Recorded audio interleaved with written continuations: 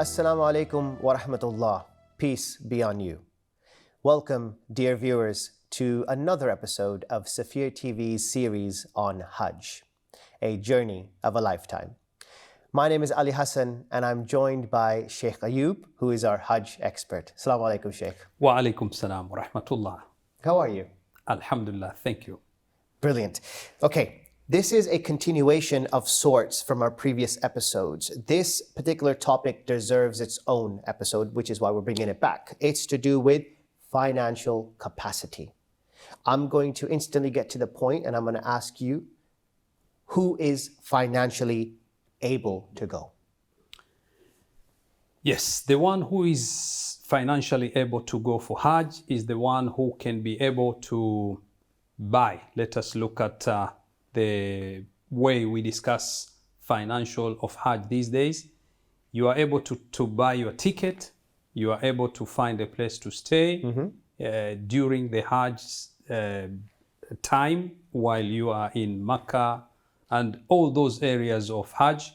So if you are able to take care of that, and Right. also if you are a person who is taking care of the family, you leave behind what is sufficient for your family so they don't suffer because you have traveled. Sure. And you are taking care of each and everything which financially has to be taken care of. Okay. Then you are able to go for Hajj. So let's carry on this topic, and let's now get to debt, which is key. A lot of people are in debt all over the world, in fact. So the types of debt. So one is debt that simply, you know how much you are in debt of because you keep track of your budgets and you are paying towards it, repayments, etc., etc. But what about, and here's a tricky one, when you're unaware of if you have any debts? How does that actually come into play? You have forgotten, perhaps you owed someone something. Yeah. You think you have, but you've actually forgotten the details. So if you could elaborate on that particular point. Yeah, it is very important for someone who goes for or who wants to go for Hajj. He has to make sure he is in contact, in touch with the people who he has taken the money or loans from them. And it's very important for you to get the approval if they allow. But if they don't allow, you can't go for Hajj. So we talk about any loan, any money which you have taken from people. And if you return the money, then you will not have that financial ability. You can't go for Hajj. Sure. You don't have ability. Sure. So for this particular individual, let's say he has forgotten completely that he took someone's money and then he went for Hajj. So the issue will be looked at, did he do intentionally or not? If he didn't do intentionally, he forgot completely, and this issue was not raised to him, then his Hajj is okay. Okay. His Hajj is fine. Let's talk about this. This is interesting. Okay, so dowry. Okay, so obviously when you get married and your wife they ask you for money. Now, let's say the wife has deferred the payment of the dowry. I know you can perhaps, like some wives say, don't worry about it, I love you, you love me, it's all good, which I'm still waiting for my wife to, let that go. But she hasn't really said anything. I'll deal with that later after the show. What is that? How does that come into play? That's a type of debt. That's a type of loan. It is. So that's quite interesting. So if you could elaborate on that point. Yeah, let us look at it this way. If you, for example, Brother Hassan, you have part of the dowry you have to pay to the sister, your wife. Yeah. May Allah prolong your life and all of us, inshallah. If it happens, you or me or someone else, we pass away. According to the inheritors, meaning our children, before distributing the shares among themselves, they will have to pay our debts. Right. So our children will say, Mom, did Dad complete the dowry?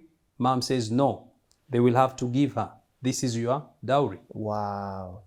Can she at that time say, guys, don't worry about it? Yes, it's up to her. And is it really as simple as getting up in the morning one day, looking at your husband and be like, you know what, don't worry about it. It's Sure. all good. Is that it? Do you have to sign something? No, no, You no, should not probably at take a all. selfie with her and record the date and make sure she said it on that day. Yeah. But just to be on the same Allah side. subhanahu wa ta'ala has mentioned that particular issue. فَكُلُوهُ هَنِيئًا مَرِيئًا. If she gives you back, enjoy it. Don't worry about it. It's yours. Enjoy it. No problem at all. But we are talking about now you want to go for Hajj. And if, for example, you pay that part of dowry, it will reduce the amount of money which you are supposed to go for Hajj, depending on it. Then if you pay the dowry, the money will not be enough. You don't have a financial ability or financial capacity for you to go Hajj. So it is very important for us to take this particular point, because people, as you said, they take easy. This is my wife. I'll go Hajj, I'll come back and I'll pay the dowry anytime when I feel I can. Sure. No, Islamically speaking, you have to clear that debt. I need to have a discussion with my wife about this now. Not only you, maybe many people who don't know. Yeah. And actually there are some communities communities who pay the dowry, which was, they call it muqaddam and muakhar. When you go into the aqd, you pay part of it. And then later on you can pay whenever they demand it. Whether they said no problem after many years, we will come and ask you to pay back. You can't go for Hajj until you pay this particular part of the dowry. That's how serious it is. It is. Yeah, no, definitely. Some conversations need to be had, guys and sisters, of course. Continuing on from that, can someone, we spoke about this already, but it's something that did come up. So can someone borrow money to perform Hajj? And you said no. Is that categorically no? Why? Because you don't have istita'a, you don't have that capacity. Sure. And Islam doesn't overburden you. I don't have something. How can I take loan in order for me to do something which is obligatory? Islam is a very simple religion. You don't have capacity, don't put yourself into in a hardship, in a problems. No. Okay, well, on that note, should an adult Muslim strive to perform Hajj? For example, here's what I mean. So I need to go deeper into this.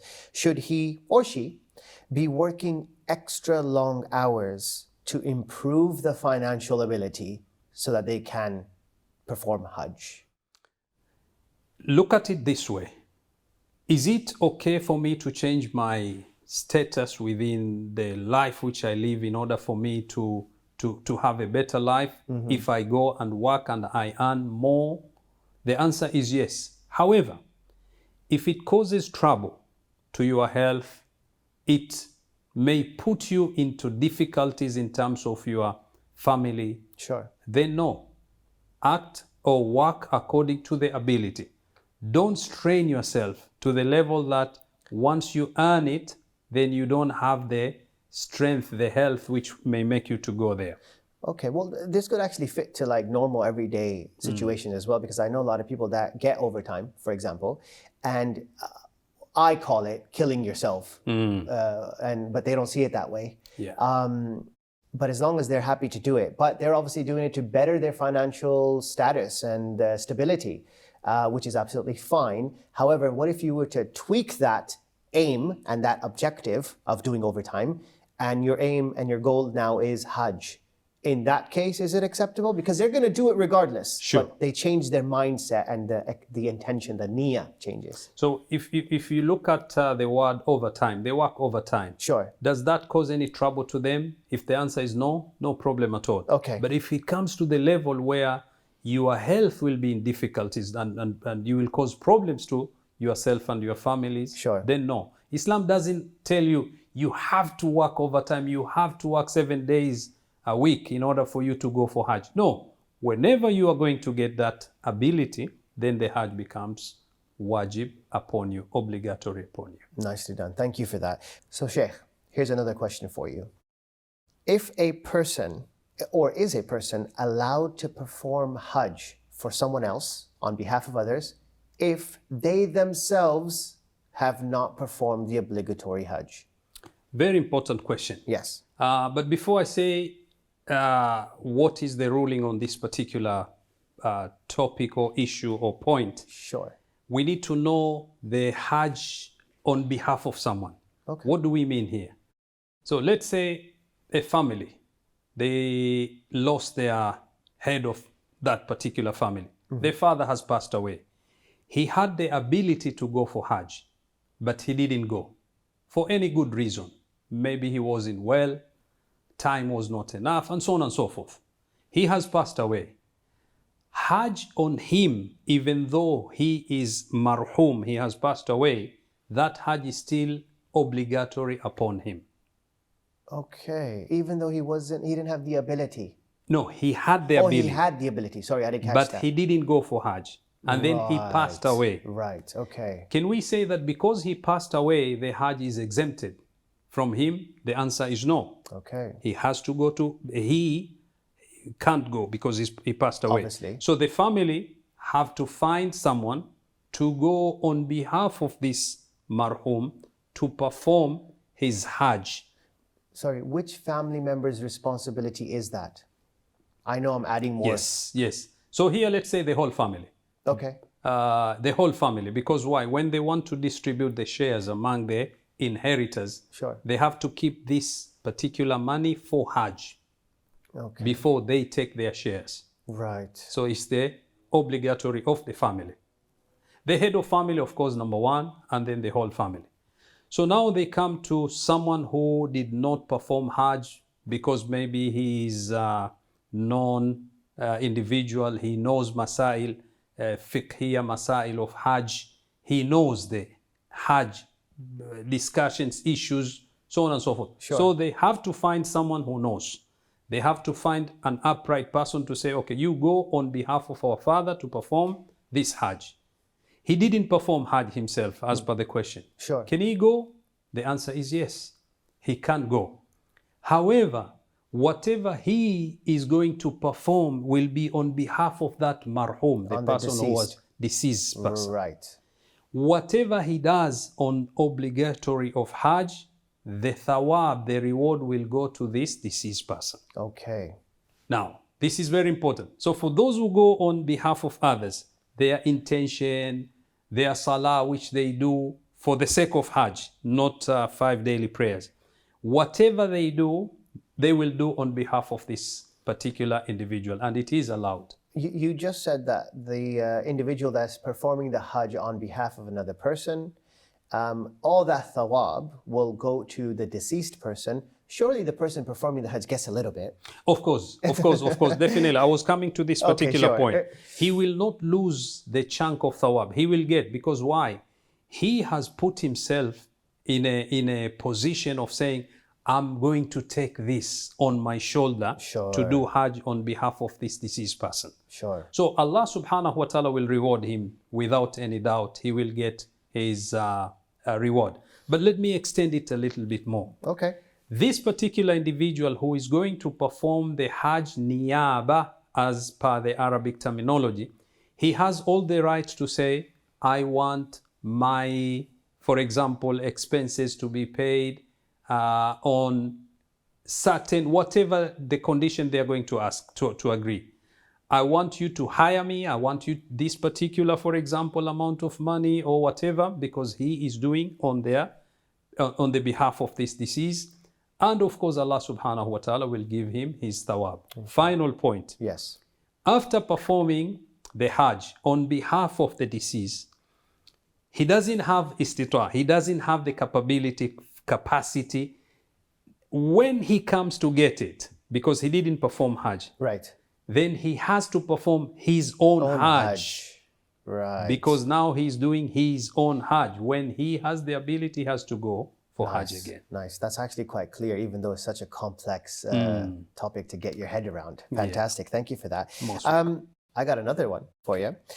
Is it permissible for someone who has no ability to do his or her obligatory Hajj, but they go with Hajj caravan, so I guess qafila, and they work for a fee and perform Hajj Islam, meaning that they, before going, he is considered to be unable to go by himself. Sorry, it's a lengthy question, but does that make sense? So if he goes with a kafla or caravan, he gets a fee. I guess using that fee, he could then perform Hajj. But beforehand, before being employed by this kafla or caravan, he wasn't able to go. He didn't have the ability. Okay. Is that okay? Yeah, it's okay. However, there are a few things for us to look at here. We can say number one is, yes, he can perform Hajj because he has now ability or capacity. Okay. However, we need to look at few other issues. Maybe another episode we can talk about that. Sure. Does he have any loan to pay? Does he have any Islamic obligation, financial Islamic obligation for him to pay back? So here we are talking about zakah, we are talking about khums and other issues. Absolutely.